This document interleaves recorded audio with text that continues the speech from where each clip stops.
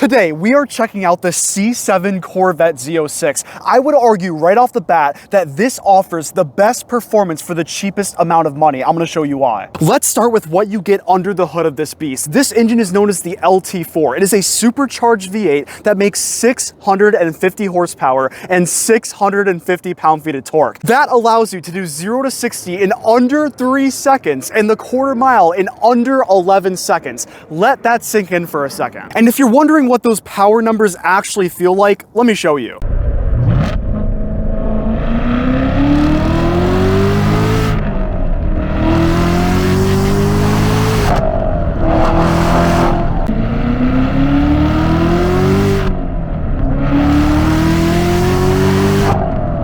I mean, what even is this? Like, oh my gosh. Not to mention, I think it's very, very cool that Corvettes have their hoods open like this. That is one major thing that makes this such a unique car compared to literally any other car. Now, the goodness does not stop there because this car has a lot more to offer than just what's under the hood. In my opinion, I think Corvettes, no matter what you get, C5, C6, C7, C8, Stingray or Z06, they all have very, very cool sporty designs. But we're here to break down the C7 Z06. And by the way, there are a few exterior features that make this stand out from just a Stingray. I'll show you in a second. So let's go ahead and start off with what you get in the front of the C7 Z06. First of all, I think these headlights have a lot of presence on this car. They look really, really good, and the angle that they turn at makes it look really menacing and sporty. Also in the front here, you're gonna have a massive vent right on your hood that is functional, and it acts as a heat extractor to remove some of the heat from that engine, which, by the way, there is actually a lawsuit on the C7 Z06 for these engines having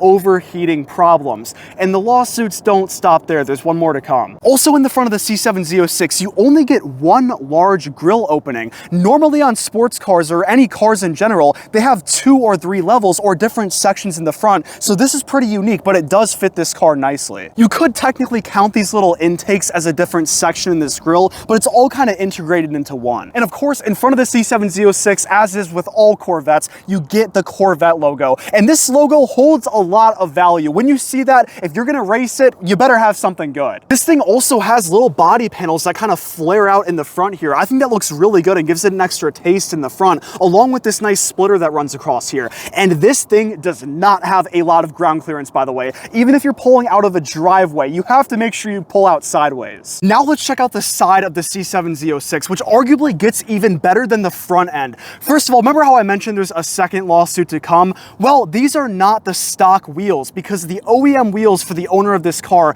cracked, and C7 Grand Sports and Z06s have that issue. So of course the owner didn't rebuy the same OEM wheels. He put these aftermarket ones on, but that was a good purchase. I think the design of these wheels look absolutely awesome. Let me know what you think in the comments. And your tire widths in the front are going to be 285, which is a pretty meaty tire for being up front. All of the power is sent to the back, and we'll talk about that in a second. Also on the side of the C7 Z06, you're going to have an actually functional vent. Every single vent on this car is functional, which makes me so happy to see that. And because this is a C7 Z06, not a Stingray, you're gonna have a Z06 supercharged badge right on the side instead of a Stingray badge. And to top all of that off, the Z06 is a wider car. You can tell with these fenders flaring out, which looks really good. And I've never stopped to talk about the mirrors before on a car, but seriously, the black with the gray on this car looks so good. Now let's check out the back side of the C7 Z06. So first and most notably, the tires that you get back here are 335 in width from the factory.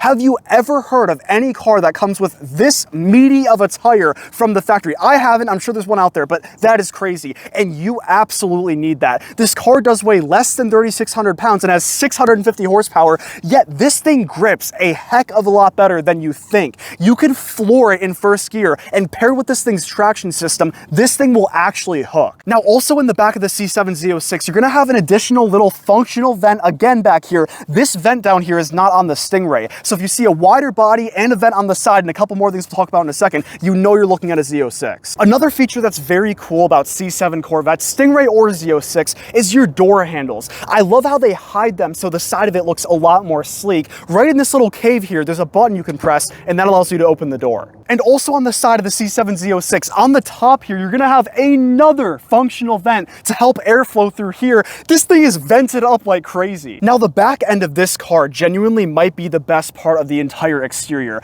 The fourth and final thing that distinguishes this car from a Stingray is the fact that you have clear taillights. If this was a Stingray, those would be red. But let's go from top to bottom. So first of all, I think a spoiler on the back of a C7 Corvette really completes the design of this car. There's this little cutout right here, so you're actually able to see out of your rearview mirror, which is nice. Also, the way that the trunk opens is very interesting. In almost any other car, you lift it up from here, but no, this one opens like this, and it's kind of like the hood, which is very cool. And it'll even soft close for you.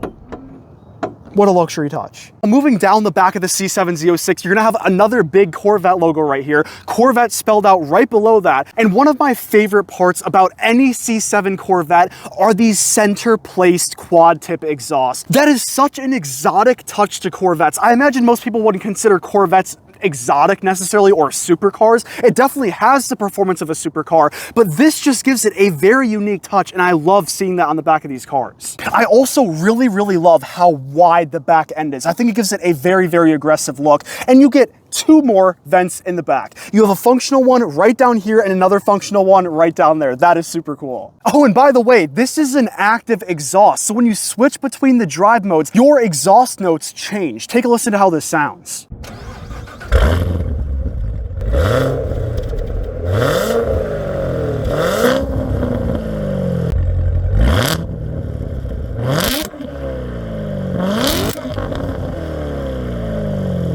Now let's take a quick look at how this interior looks. So first of all, the door panel is actually very plain. I'm not a fan of the design of this door panel. You do get Corvette right on the door sill, which looks really good. And these seats are absolutely awesome. You get carbon fiber, a little competition badge right there, which is kind of interesting. These are definitely very sporty, grabby seats. And let's go ahead and step in this thing and see how it feels.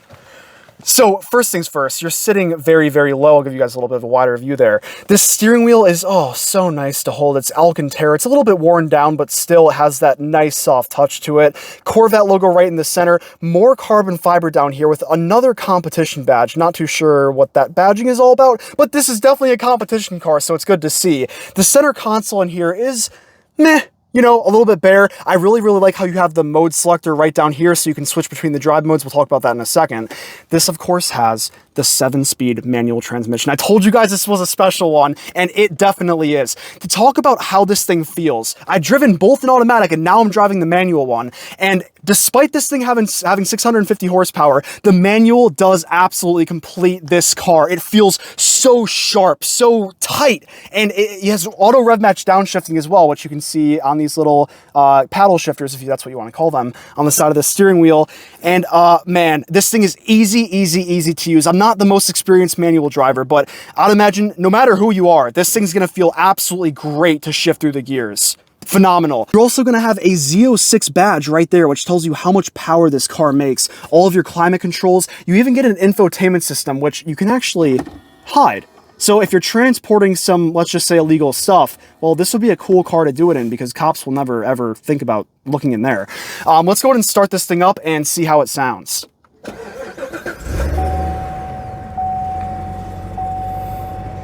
So if we use this selectable drive mode thing right here, I'll show you guys what this actually does. So first of all, if we go to weather, that's going to be the furthest left setting. We can go to eco, which you should never ever drive this thing in. You can go to tour, which is a decent setting, okay? If we go to sport, that opens up the exhaust valves and makes it sound really good.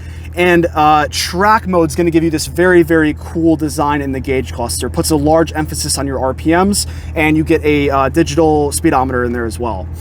Sport also does have a very cool speedometer in my opinion as well. The actual speedometer in here goes up to 220 miles per hour. This car, the C7 Z06, is electronically limited to just under 200 miles per hour, but take that ECU limiter out and you can easily hit that. Trust me. This infotainment system is decent. There really aren't too many cool things in here. If we do go to settings, and we're able to actually select some of the driving modes, but you know, instead of doing that, you can just use this little knob right here. This infotainment system is a little bit iffy to the touch. Sometimes you got to press a little bit hard, but I think it's nice to use. Little air vent right here.